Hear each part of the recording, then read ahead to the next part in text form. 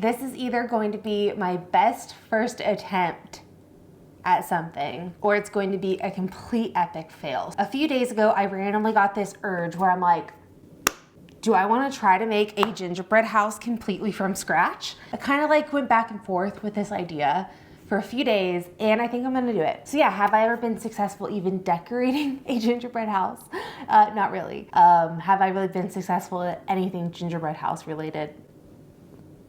Not really. So for me to get this idea where I want to make a really cool gingerbread house, it's going to be, again, either an epic fail or a really good first attempt. So I want to make this cool. I want to add like glass, like candied windows where you can see light from inside.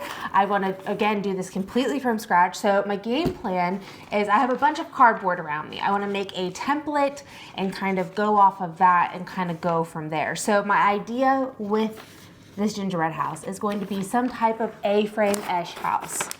We all know I love a good A-frame. I think I'm going to attempt something like this. This one's not like full A-frame, but we'll see exactly where I go with it. I feel like this is going to be the longest part, just kind of all of the planning behind it to make my life easier later.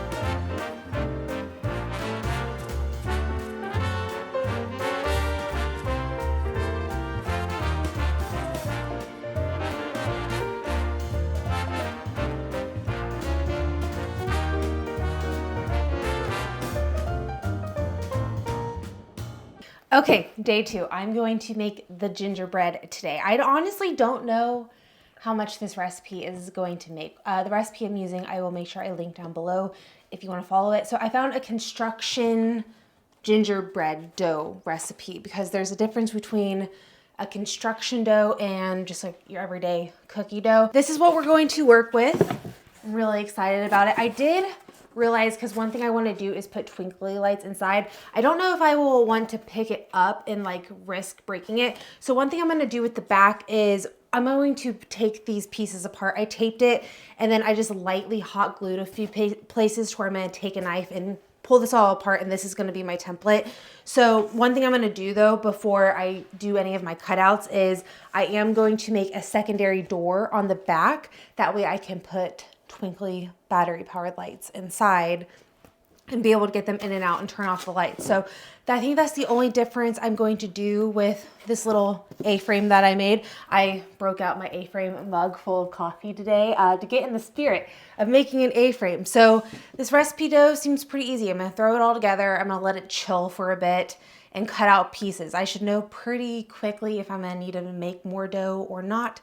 I have enough stuff to be able to make about 2 of these recipes roughly. So first I'm going to measure out all of the dry ingredients and sift them through the sifter. So I'm just going to put both a sifter and just like a little cake pan on my scale and get this all zeroed out.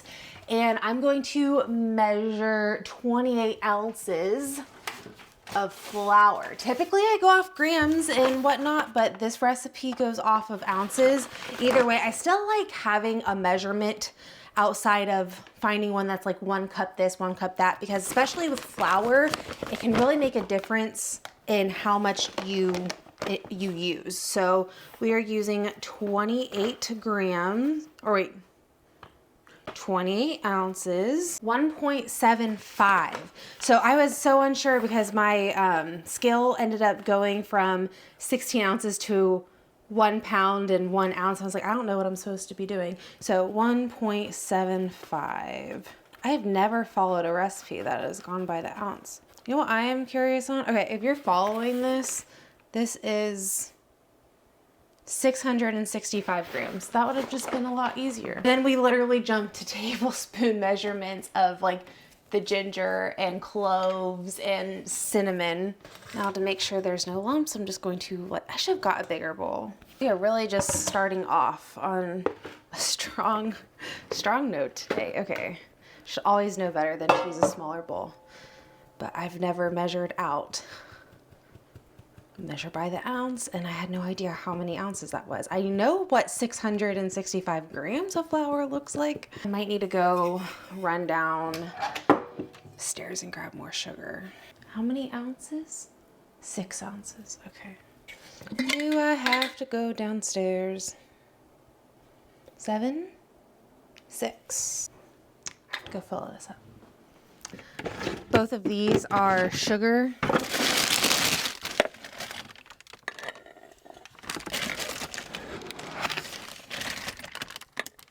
I honestly don't think I've ever bought shortening as an adult. I do remember it being around the house when I was younger, but I honestly don't think I've ever bought this. I'm gonna first measure out the molasses into here.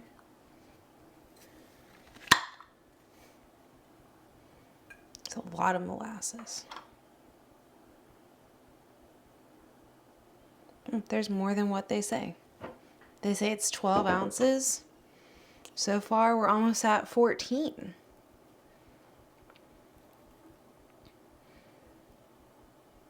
$14.5. We might have a full 16 ounces in here. We're at 15.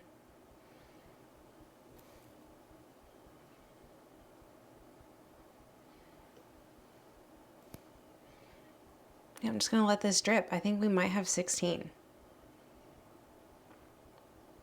Makes no sense. It literally says 12 ounces. 16. It's labeled as 12.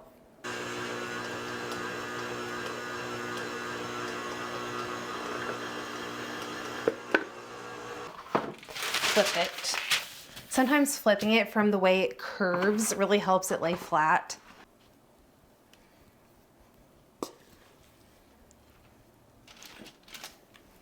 Half in there. All right.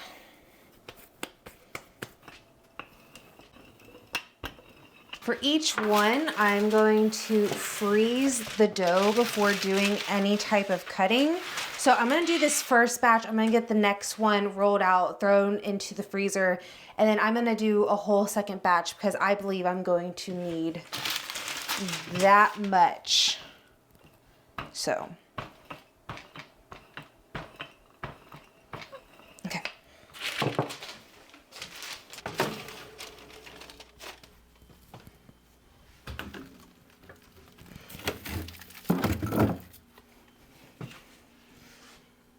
Perfect.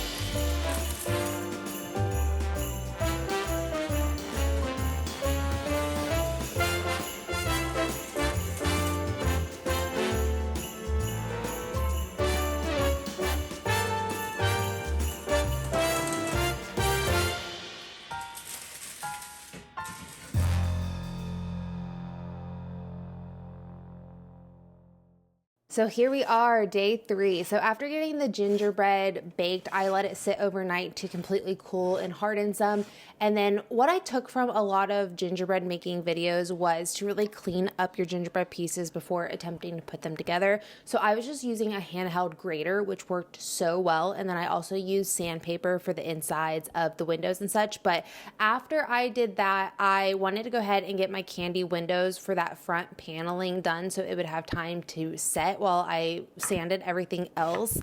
And needless to say, I messed up the candy windows initially. I don't think I got the sugar hot enough, and nothing ever set for the first few hours. I was like, all right, I don't believe this is going to work. So I went ahead and did a second batch, and it was kind of a pain to kind of clean up all of that really sticky sugar, but I ended up temping everything and making sure I did everything correctly this time. I had a different thermometer that didn't get as hot, and I didn't realize my other one got hot enough. So I got the sugar up to 300 degrees. And the moment it hits 300 degrees, you're supposed to pull off the sugar.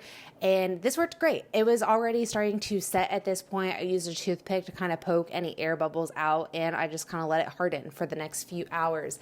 And while I did all of that, I went ahead and got some icing going. So you will see me do a few batches of icing. This one here is a little bit more runny. I will also be doing one that's a little bit thicker, but I got the one that was a little bit more runny. That way I could just spread it really easily on these roof panels here. And then I took some shredded coconut on the top. This shredded coconut was amazing. It was this little micro fine coconut, but here I'm decorating some little panels I made for the front of the A-frame. And I honestly didn't like how these looked when I was going to attach them on, so I went ahead and just never added those on. I like how they looked though. Here I finally am peeling back the parchment from letting the candy windows cool, and look how cool this looks.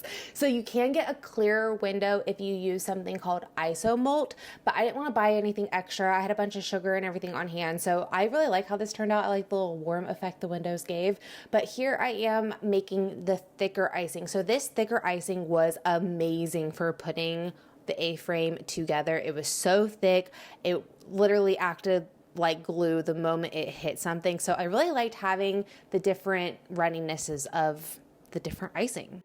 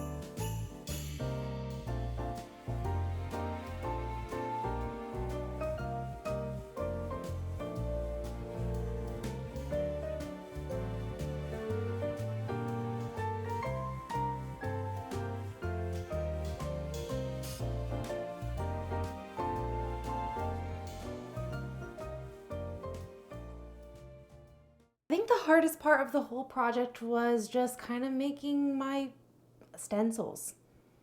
Overall, it came together pretty well. It looks so cute. It was not a complete and epic fail. Honestly, I think it turned out pretty good. This came together way easier than I expected, honestly. I think just watching some people make gingerbread homes and kind of taking their knowledge and skills and kind of mixing it together really helped. In years past, I always just done the kits, and the kits are terrible. I sanded these pieces together. My icing was really, really thick, so everything came together really, really easily. There's a few things I wish I did a little different or had a better plan going into to do things a little differently, like the candy glass honestly did not work the first time, but I got it the second time. I just did not heat up the sugar enough. I was worried I was going to burn the sugar and it was going to turn black, and I should have let it go quite a bit longer, honestly, but it turned out really good the second time. So I think that is where I'll do better in years to come. I think this would be really fun to do annually and to kind of up my skills every year when it comes to gingerbread making. But this was so much fun. I think sanding the pieces really came together. Making your own icing is really easy, and I made some thicker and I made some a little runnier. So when I did this base area here, I have everything sitting on a pizza stone, and I think the pizza stone worked really well for this. And then I also have a gingerbread layer as well, to where I was able to put a good amount of icing, and it kind of looks like everything's just kind of cascading. And I like this circle, especially with having it in the corner of my kitchen counter there. It kind of just like fits in that corner really well. And I was initially going to use a cutting board, and I thought my cutting board would be a little too bulky. And then I just like looked at my pizza stone. I was like, that would work really well. So I grabbed the pizza stone, and honestly, yeah, I really like how everything turned out. And this was just a really fun project to focus on throughout the week. So let me know what you guys think down below, and thanks for joining me this week while I made this cute little A-frame gingerbread house. I'll see you guys all in the next one. Bye.